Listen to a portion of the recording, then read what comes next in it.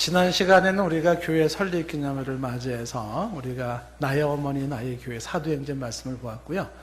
오늘은 이제 그 전 시간이 이어지는 말씀인데 우리가 전 시간에 지난주 말고 그 전 시간에 세 종류의 사람을 우리가 지금 집중을 하고 있습니다. 2장 참고로 2장 14절을 보면은 이제 첫 번째 사람이 이제 육에 속한 사람이라는 게 있었습니다. 육에 속한 사람. 육에 속한 사람이라는 건 성령을 받지 못한 사람으로서 자연인이라고 하고 구원받지 못한 불신자들, 일반인들을 육에 속한 사람이라 이렇게 얘기를 합니다. 이 육에 속한 사람들은 이 성경에 쓰여 있는 대로 하나님의 성령의 일을 받지 않았기 때문에 이것이 다 어리석게 보입니다. 교회 다니는 사람이 어리석게 보이고 무슨 기도하는 게 어리석게 보이고 다 이렇게 어리석게 보여요. 그들은 알 수가 없다.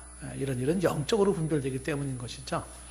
이 육에 속한 사람과 대조를 이루는 한 사람이 이어지는 15절에 신령한 자라고 되어 있습니다. 영적인 자인데 이 사람들은 이제 성령을 받고 구원을 받은 사람으로서 이 사람들은 육에 속한 사람과 좀 차별이 되는 거죠. 그래서 이 성령을 받아 성령의 깨닫게 하심으로 또 하나님의 비밀을 아는 자로서 이들은 누구의 판단도 받지 않습니다.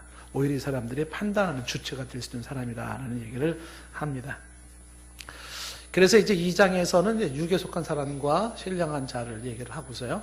그리고 3장 1절부터 들어보면서 또 한 부류의 사람을 말하는 게 3장 1절 중간에 보면 육신에 속한 자라는 말이 있습니다. 육신에 속한 자. 이 육신에 속한 자라는 말하고 좀 전에 육에 속한 사람이라 하고 말이 비슷하죠. 한국말은 비슷합니다. 그런데 영어나 원어나 너무 달라요. 그래서 여기 세 번째는 육신에 속한 자. 아까는 육에 속한 자. 그 육신에 속한 자는 뭐냐라고 할 때 여기는 지금 3장 1절 끝부분에 나와 있잖아요. 그리스도 안에서 어린아이들 이렇게 얘기를 하고 있어요. 예수를 믿어요. 성령을 받았어요. 근데 아직 아이입니다. 자라지 않고 성장하지 않은 그런 미숙한 크리스찬들을 일컫는 말입니다. 육신에 속한 자들을 영어로 표현하면 이게 세속적인 사람 그런 뜻이에요. 아직도 세속적인 사람, 육신의 틀을 못 벗어난 사람을 이야기를 하는 것입니다.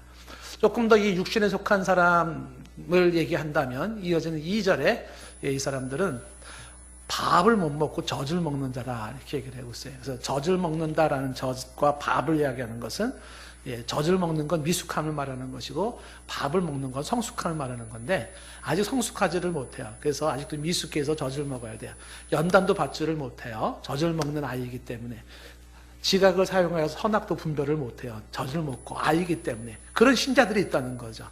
밥을 먹는 사람은 연단도 받고 지각을 사용하여 선악도 분별하고 한다는 것입니다.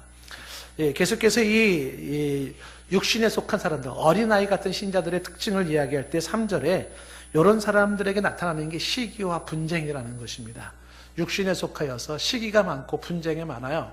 근데 이 시기와 분쟁이 좋은 뜻에서 시기와 분쟁이 아니에요.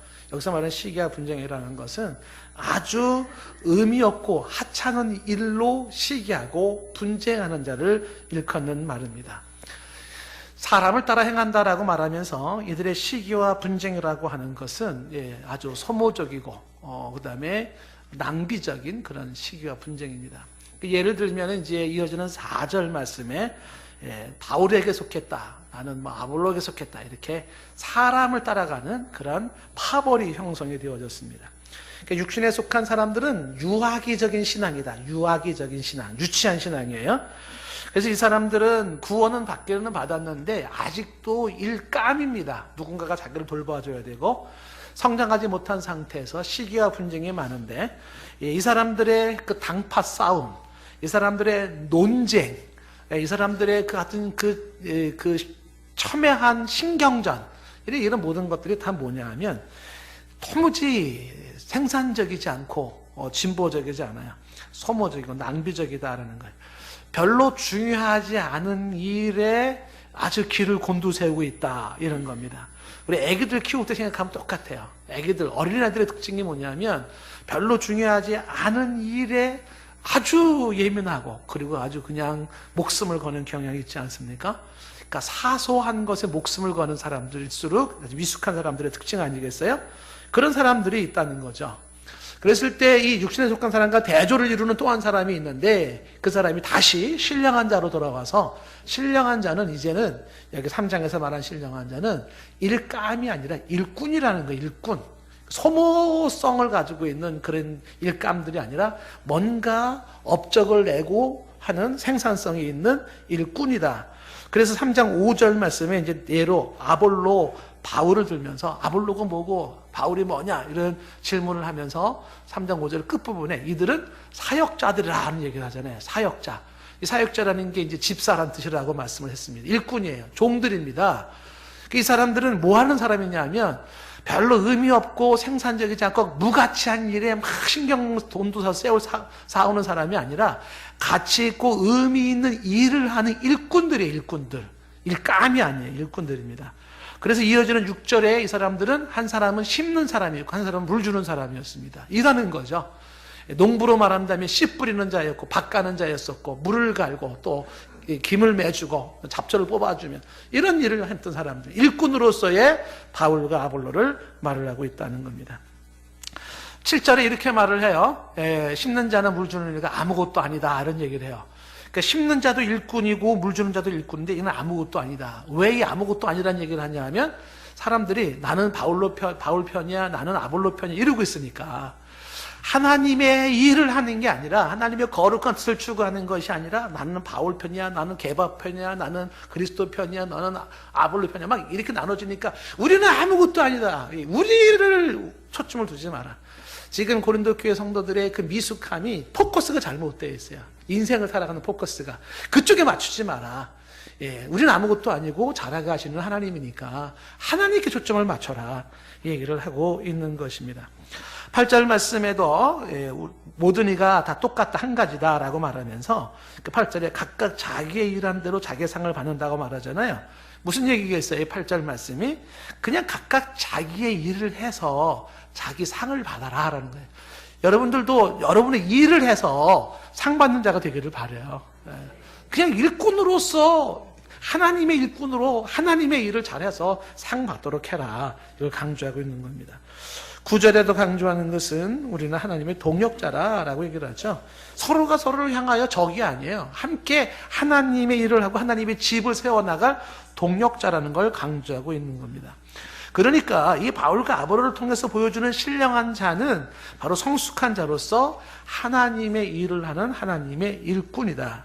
이들이 애쓰고 수고하는 모든 것들은 생산적인 것이고 가치 있는 일에 의미 있는 일에 애쓰고 수고하여 노력하는 그 진취성과 발전성을 말하고 있는 것입니다. 오늘 이야기가 계속 이어지는 이야기인데요. 그 하나님의 신령한 자들, 즉 이 신령한 일꾼들은 오늘 말씀 두 가지 특징이 있어요.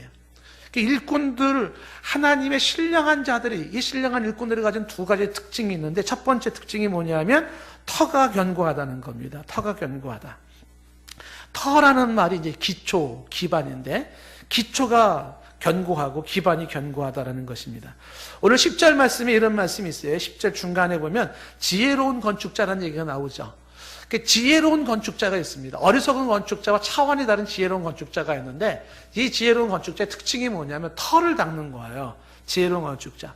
혹시 이 건축업에 일해 보신 분들은 이제 다 아시겠지만 집을 지을 때 이 기초, 터의 중요성을 아시잖아요. 반석이 나올 때까지 시추를 뚫어가지고 그 반석 위에다가 집을 세우지 않습니까? 뭐 다리를 세운다든지 하지 않습니까?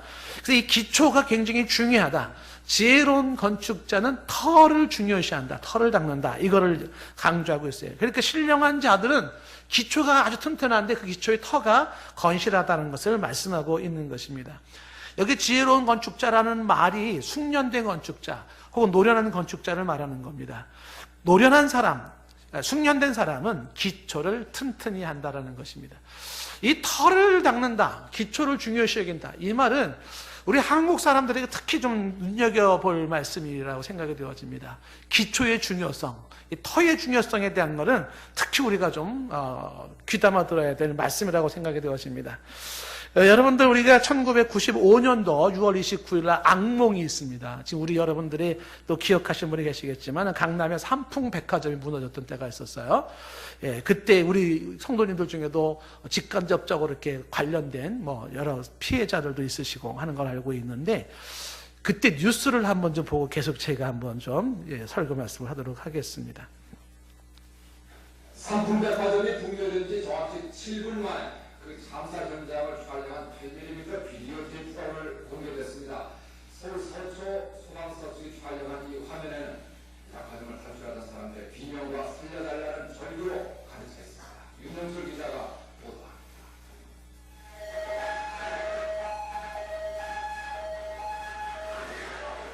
사고는 연속적으로 울리는 사이렌과 비명스럽은 울음소리로 가득 찼습니다.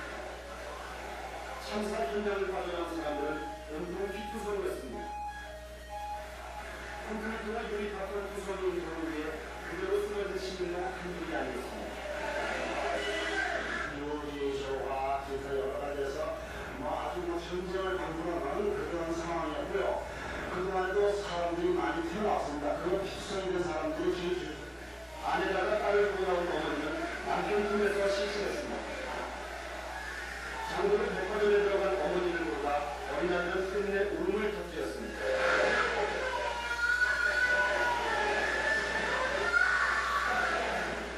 무너진 벽체 틈새에선 옷가지를 흔들며 애타게 구조를 기다렸습니다.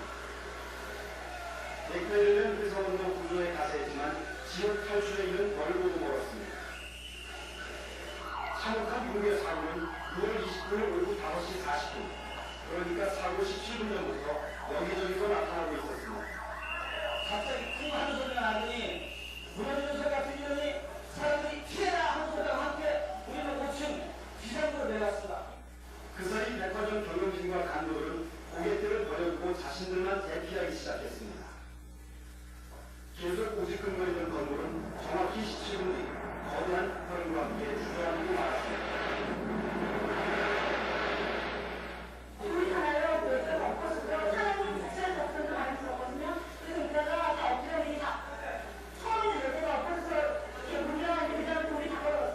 백화점을 찾았던 손님들은 아무것도 모르는 채 무너진 콘크리트에 깔렸습니다. 그 사지를 빠져나온 사람들도 희동적인 전교 속에 몰입했습니다. MBC 뉴스 김동식입니다. 자, 이런 악몽 같은 거를 여러분에게 다시 한번 상기시켜주는 거는, 우리가 시민의 한 사람으로서 어떤 의식을 가지고 건축 현장에서, 삶의 현장에서 일을 해야 될지도 다시 한번 생각해보는 시기도 하고요. 그리고 또 이런 비극이 또한 없기를 간절하게 바라는 마음입니다. 이 뉴스를 보면서 제가 굉장히 좀 의아했던 것이 하나가 있습니다. 이게 1995년 6월 29일 날에 무너진 사고였는데요. 5시 52분경에 A동 5층 북쪽 끝부터부터 건물이 무너지기 시작을 했는데 5층 비상 사이렌이 울리고 고객들은 영문도 모른 채 대피하기 시작했는데요. 5층에서부터 연쇄적으로 이것이 무너지는데 20초 걸렸대요. 그래서 이게 무슨 뭐 폭파 장치를 해놓고 동시에 이거 폭파시킨 것도 아닌데 어떻게 20초 만에 이렇게 와르르 무너질 수 있을까? 굉장히 의아해했습니다. 그래서 이게 지금 백화점의 붕괴 원인으로 총체적인 부패 구조로 부실 시공 혹은 뭐 불법 설계 변경, 공무원 뇌물수수, 백화점 주인의 임의적 용도 변경 등등 여러 가지를 얘기를 하고 있고 또 뭐 지금까지 수많은 이 부분에 관련된 많은 여러 가지 가타부타 얘기가 있었습니다만은 근데 이 뉴스에 무너지는데 20초 걸렸다. 물론 이제 그 전부터도 조짐은 있었던 거로 보여집니다만은 근데 그 20초에 무너진 이 건물을 이야기할 때 붕괴되기 8개월 전에 94년도 10월에 건물의 기초에 해당되는 지하 1층을 구조 변경을 해서 위법 건축물 판정을 받았다는 거예요. 기초를 건드렸다. 이 얘기를 말씀하고 있는 거죠. 그것만으로 한 원이라고 말할 수는 없겠지만 이렇게 쉽게 그래도 무너지는 모습을 보니까 건물 자체가 상당히 부실했다는 생각을 지울 수가 없습니다.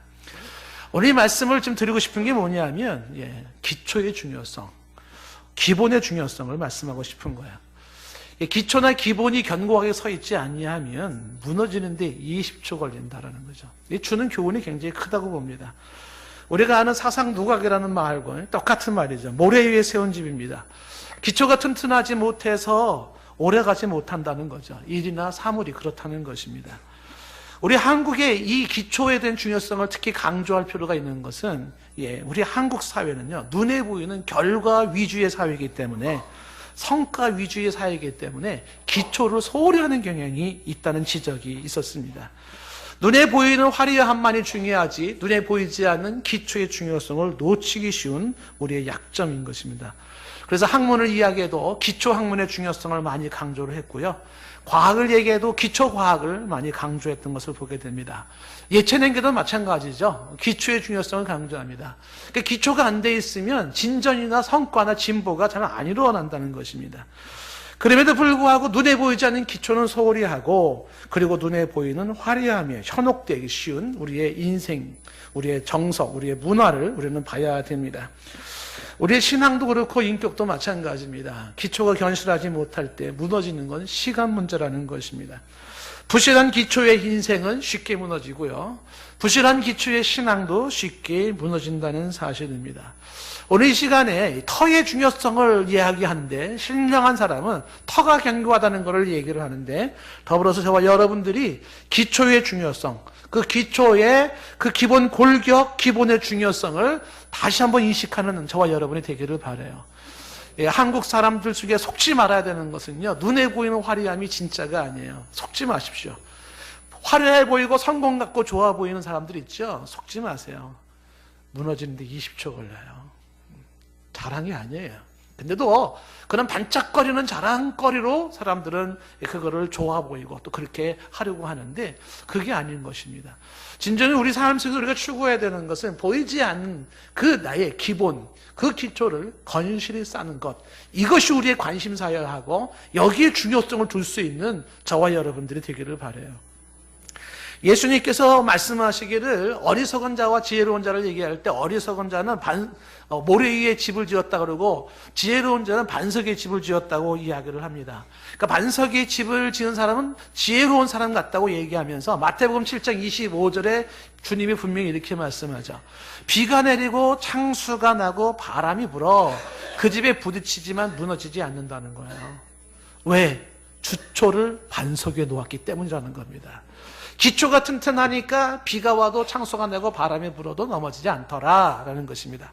그런데 어리석은 자, 모래 위에 집을 지은 자들은 마태복음 7장 27절로 건너가니까 비가 내리고 창수가 나고 바람이 부니까 어떻게 해요? 그 부딪힘에 무너져서 그 무너짐이 심하다라고 말씀하고 있습니다. 그래서 이 기초가 얼마나 중요한 부분이냐 주님도 말씀하고 있는 것입니다. 그런데 사도 바울이 그 기초를 닦았다라고 얘기를 해요. 터를 닦았다라고 말을 하는 것입니다. 그러니 이제 다른 터가 필요 없다라고 이야기를 하는데, 오늘 말씀 10절 말씀에서 이 이야기를 지혜로운 건축자를 이야기하면서 하나님의 은혜도 더불어 얘기하면서 터를 닦아두었다. 그래서 이제 각각 어떻게 그 위에 세울까만 조심하면 된다는 것입니다. 터를 세워놨으니까 다른 터를 닦지 말아라 라고 말하면서 이젠 터 위에 어떻게 세울 것인지 조심하라 말을 하고 있는 것입니다. 그렇다면 사도 바울이 닦았던 터, 다시 말하면 지혜로운 자, 그리고 지혜로운 신앙인들이 갖는 터는 무엇을 말하는 것일까요? 그것은 이어지는 11절에 나와 있죠. 11절 끝부분에 나와 있습니다. 이 터는 곧 누구라? 예수 그리스도라 그랬어요. 이 터 위에 다른 터를 둘 필요가 없다는 걸 강조하면서, 다른 건 진정한 기초가 안 된다는 거예요. 진정한 터가 안 된다는 겁니다. 사도 바울이 애쓰고 수고해요. 분명하게 이게 터야 라고 닦아놓은 것이 있는데, 그게 바로 예수 그리스도라는 사실입니다. 고린도서 2장 2절 말씀에, 우리 고린도 말씀을 볼 때에 내가 너희 중에서 예수 그리스도와 그의 십자가에 못 박히신 것 외에는 아무것도 알지 않냐로 작정했다는 말이 있죠. 왜 알아야 할 것이 많은데 예수 그리스도와 그의 십자가 외에는, 못 박히신 것 외에는 알 게 없다고 말했을까요? 이게 중요한 터기 때문에 그런 거예요. 이게 중요한 기초기 때문에 그래요. 여기 위에 세워져 있는 신앙과 삶이 되어야 한다는 걸 말씀하고 있는 것입니다. 고린도서 1장 18절 말씀에 이렇게 강조했잖아요. 십자가의 도가 멸망하는 자들에게 미련하다 그랬죠. 구원을 받는 우리에게 하나님의 능력입니다.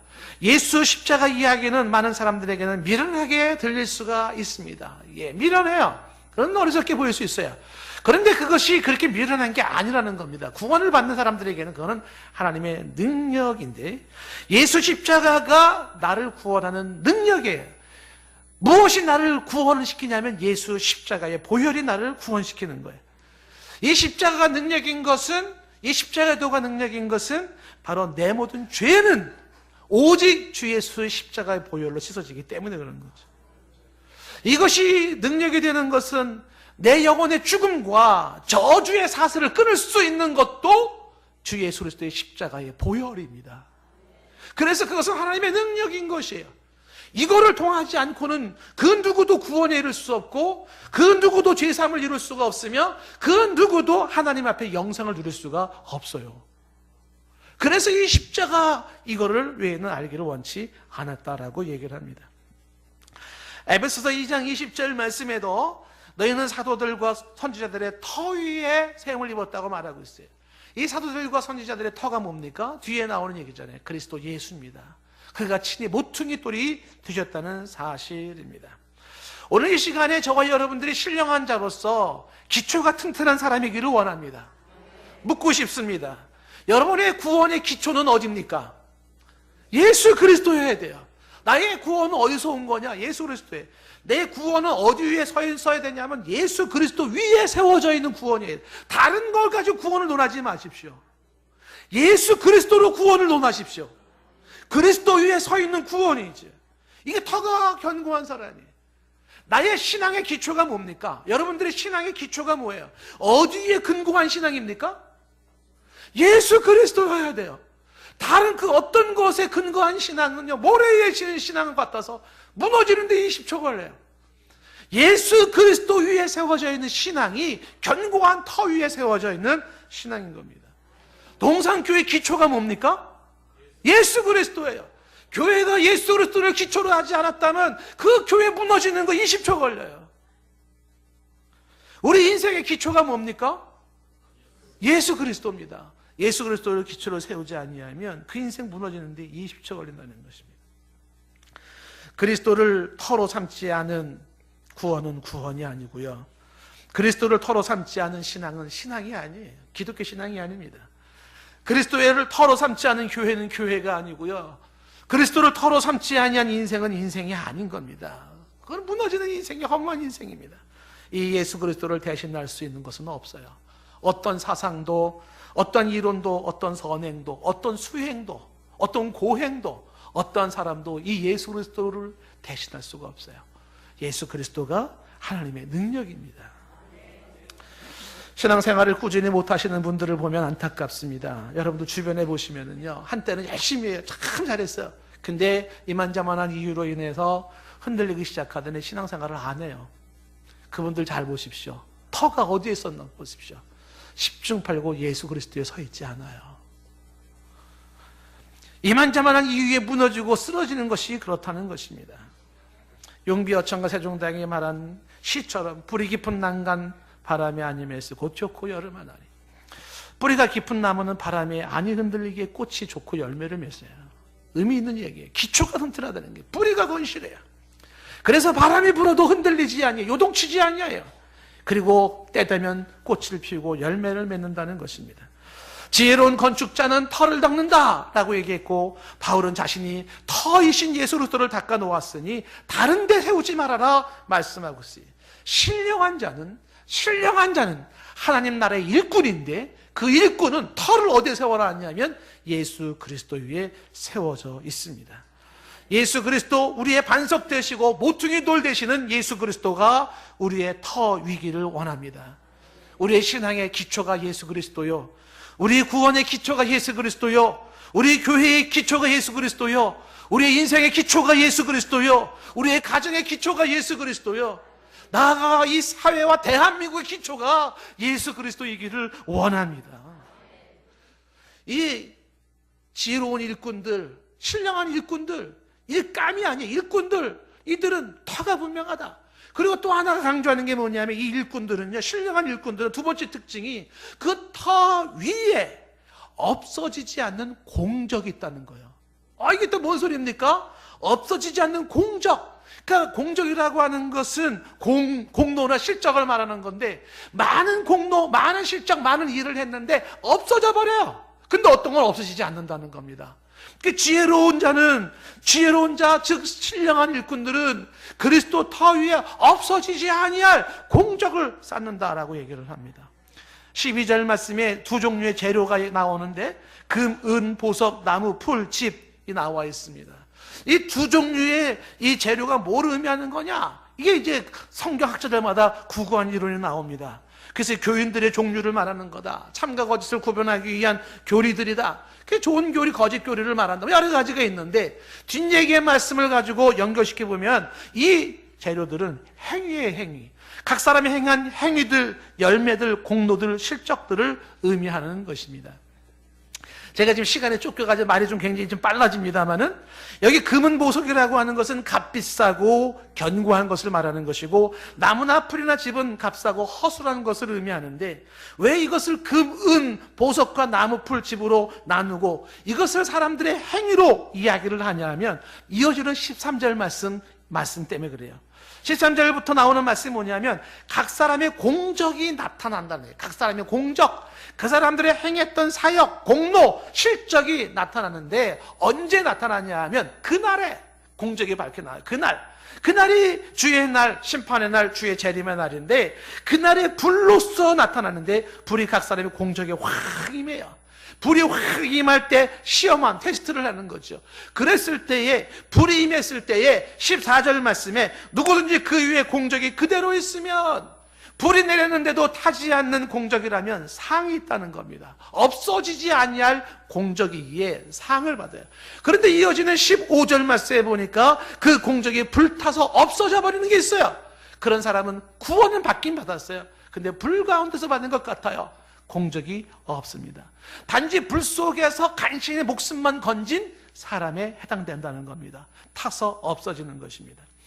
우리가 육신에 속한 자를 얘기를 할 때, 육신에 속한 자는 그리스도를 믿지만 어린아이 신앙이라고 말씀했어요. 그 어린아이 신앙들은 뭐 한다고요? 시기하고, 그리고 분쟁하는데, 뭐 때문에 시기하고 분쟁한다 그랬습니까? 중요하지 않은 것들, 하찮은 것들 때문에 에너지를 쏟고 자기 인생을 쏜다 그랬잖아요. 그들이 애쓰고 수고했던 바울파, 아볼로파를 강조하면서 그렇게 길을 세우고 그렇게 악의다툼을 하고 했던 것들, 그 모든 결과물들은 주 예수의 강림하신 불타는 그 순간 아무것도 남는 게 없어요. 어린아이 신자들은 애쓰고 수고하고 잘 사는 것 같지만 광이에요. 불 속에서 간신히 구원받은 정도에 끝난다는 것입니다. 신령한 자는 그런 일로 인생을 낭비하지 않는다는 거예요. 그런 일로, 그런 게 아니라 불타 없어지지 않을 것으로 공적을 남긴다는 것을 말씀하고 있는 것입니다. 저와 여러분들이 오늘 말씀을 통해서 눈을 크게 뜨고 주목해야 되는 것은, 성경은 분명히 말하기를 세상에는 영원한 것과 영원하지 않은 것이 있음을 분명히 말하고 있어요. 변하는 것과 변하지 않는 것이 있어요. 불탈 것과 불타지 않을 것이 있어요. 썩어질 것과 썩어지지 아니할 것이 있다고 성경은 분명히 말을 해요. 요한복음 6장 27절에 예수님도 이렇게 말씀하셨어요. 썩을 양식을 위하여 일하지 말고 영생하도록 있는 양식을 위하여 하라 라고 말을 했어요. 썩어질 것을 위하여 그렇게 아둥바둥 살지 말고 썩지 아니할 영원히 남을 수 있는 것을 위하여 살라고 말씀하고 있습니다. 여러분, 월터의 헨릭스라는 사람이 있습니다. 미국 미시간의 홀랜드의 웨스턴 신학교가 있는데, 제가 졸업한 학교 대선배기도 하신 분인데, 이 월터의 헨릭슨이 쓴 책 중에 훈련으로 되는 제자라는 책이 있습니다. 이것은 이제 미국과 전 세계에 아주 대단한 히트를 친 책이기도 하고, 우리가 이제 성경 공부하시는 분들은 이 책을 읽어본 경험도 있으실 거예요. 이 훈련으로 되는 제자라는 책의 원 제목은 뭐냐면, 제자는 태어나는 것이 아니라 만들어진다가 원 제목입니다. 제자는 만들어지는 거예요. 그래서 이걸 훈련으로 되는 제자다라고 이야기를 하는데, 이분이 이 책 속에서 자신의 삶에 대한 고백을 이야기를 합니다. 그분이 대학을 다닐 때에 자기 안에 텅 빈 무엇이 있음을 발견했다는 것입니다. 손으로 짚어질 수는 없고, 그리고 무엇이라고 꼬집어 말할 수는 없는데 인생의 텅 빈 한 구석을 보게 되었대요. 그때 친구였던 법이라는 친구가 이 사람에게 마음의 그 텅 빈 공백은 오직 예수 그리스도만이 채울 수 있다고 설명해 주었답니다. 그래서 그 친구로 인해서 그의 방 한 구석에서 이 월터 헨릭스라는 사람은 예수 그리스도를 마음에 영접을 했답니다. 예수 그리스도를 마음에 받아들였다는 것이죠. 삶의 기초를 예수 그리스도에게 두기 시작을 한 것입니다. 그렇게 예수 그리스도를 믿고 난 이후에 이 월터 헨릭스는 거룩한 고민에 빠졌습니다. 그 고민이 뭐냐면 삶에서 정말 가치 있는 것이 무엇일까? 삶에서 정말 가치 있는 게 뭘까? 정말 중요한 게 뭘까? 무엇을 위하여 나의 삶을 드릴까? 이 고민을 했답니다. 그 고민과 함께 열심히 성경 공부를 했는데 그의 마음에 와닿는 한 구절이 있었대요. 그게 베드로후서 3장 10절 말씀이랍니다. 그러나 주의 날에 도둑같이 오리니 그날에는 하늘이 큰 소리로 떠나가고 물질이 뜨거운 불에 풀어지고 땅과 그 중에 있는 모든 일이 드러난다는 이 말씀 속에서 뜨거운 불에 풀어지고 하는 이 단어가 그의 가슴을 치기 시작했습니다. 그는 당시에 공과대학 학생이었었고 토목기사가 되어서 교량을 건설하고 댐을 건설하고 도로를 건설하는 것이 인생의 계획이었습니다. 그런데 이 말씀이 충격이었습니다.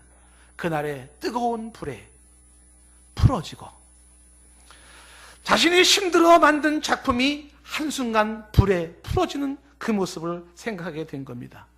너무 허무하기 시작했습니다. 그래서 그는 하나님 앞에 간절히 기도를 했답니다. 하나님, 저는 허무한 것을 위하여 제 삶을 드리고 싶지 않습니다. 허무한 것에 제 삶을 드리고 싶지 않습니다. 제가 80평생 쏟아부은 것이 후에 하나님에 의하여 불살라지는 것을 내 눈으로 봐야만 하고 훗날에 빈손 빈털터리로 주님 앞에 서야 한다면 이게 뭡니까? 그리고 다시 그는 성경을 집중하면서 성경에 없어지지 않은 영원한 것 두 가지를 발견을 했답니다. 그 영원한 것, 그 첫 번째가 사람이라는 거예요. 사람이 영원하다. 죽음은 끝이 아니에요. 사람이 영원하다. 요한복음 5장 28절 29절 말씀을 그는 기억했습니다. 이를 놀랍게 여기지 말라. 무덤 속에 있는 자가 다 그의 음성을 들을 때가 오나니. 무덤 속에 있는 자가 그의 음성을 들을 때가 오는데 29절 말씀, 선한 일을 행한 자는 생명의 부활로, 악한 일을 행한 자는 심판의 부활로 나오리라. 부활로 나오리라. 사람은 영원해요. 죽음이 끝이 아니에요. 부활, 죽음 속에서 일어나요. 심판의 부활로, 생명의 부활로 일어선다는 사실이에요. 사람이 영원하구나. 그래서 이분은 만나는 사람마다 부활이 없다는 사람들에게 이렇게 얘기를 합니다. 안 됐습니다, 선생님. 선생님이 원하든 원치 않든 선생님은 부활하게 되어 있답니다. 사람은 부활해. 이 사람이 영원하구나. 그리고 또 하나 영원한 걸 발견한 게 뭐냐면 하나님의 말씀이라는 거예요. 하나님의 말씀이 영원하다. 이사야서 40장 8절 말씀이에요. 풀은 마르고 꽃은 시드나 우리 하나님의 말씀은 영원히 서리라. 그래서 이분은 자신의 인생을 사람과 말씀에 투자하기로 결단했다는 거예요. 불타 없어지지 아니할 영원한 것에 자신의 삶을 투자하기로 했다는 겁니다. 이 헨릭슨의 이야기는 우리가 일상에서의 가정주부나 사업가나 건축가나 교사나 이런 모든 일들을 하지 말라는 뜻이 아닙니다. 뭘 얘기하는 걸까요? 그 모든 것이 인생의 궁극적인 목적이 되지 말라는 겁니다. 사도 바울은 자신의 목표를 로마의 최고의 텐트 공장을 짓는 것이 아니었다는 사실이에요. 보다 영원한 것, 거기에 우리의 인생의 목표를 세우자라는 것입니다. 영원한 것, 주 강림하시는 그날, 불타는 그날에 불타 없어지지 아니할 거기에 보다 숭고한 가치를 투자라는 것입니다. C.S. 루이스는 말하기를 영원하지 못한 것들은 언제나 시대에 뒤떨어진다라고 말씀을 했어요. 시대에 뒤떨어지는 게 뭐냐면 영원하지 않은 것들입니다. 그건 다 뒤떨어져요. 유행입니다. 한순간 반짝거렸다 다 없어지는 많은 것들이에요. 영원한 것만이 시대에 뒤떨어지지 않는다. 20대 젊은이 짐 엘리엇이 에콰도르에서 식인종들에게 사지가 찢겨져 죽으면서 남겼던 그 일기장에 남긴 이야기가 많은 사람의 가슴을 쳤습니다. 영원한 것을 위하여 영원하지 않은 것을 포기하는 사람은 결코 어리석은 것이 아니다. 영원한 것을 위하여서 영원하지 않은 것을 포기할 줄 아는 사람, 그 사람은 결코 어리석은 사람이 아니라는 것입니다. 오늘 말씀의 결론을 내립니다. 육신에 속한 사람은 어린아이 신자입니다. 구원을 받았지만 유아기적인 수준을 벗어나지 못합니다. 단지 당파를 만들고 시기와 질투로 인생을 소모합니다. 사람 따라 살고, 그리고 인생이 바쁘고 피곤하지만 생산성 있는 게 없고 의미 있는 게 없습니다. 남는 게 없어요. 그런데 신령한 사람은 그렇지 않습니다. 신령한 사람은 하나님의 일꾼입니다. 성숙한 일꾼입니다. 하나님의 나라를 위하여 일하는 사람입니다. 이 사람들에게는 기초가 분명합니다. 삶의 기초, 사역의 기초가 예수 그리스도입니다. 그 위에 서 있는 신앙으로, 그 위에 서 있는 삶으로, 그 위에 서서 남음이 있는 일을 감당하는데, 이 기초가 분명한 이 사람들은 하고 있는 모든 일들이 공로가 불타 없어지지 않습니다. 영원히 남는 것입니다. 썩지 않고 쇠하지 않는 공적으로 남는 것입니다. 저는 이 시간 저와 여러분들을 초대하고 싶습니다. 우리의 인생을 영원한 가치에 투자하십시오. 영원한 가치. 이따가 없어질 그런 일시적인 것 말고요, 영원한 것에 우리의 인생을 투자하는 지혜가 있기를 원합니다.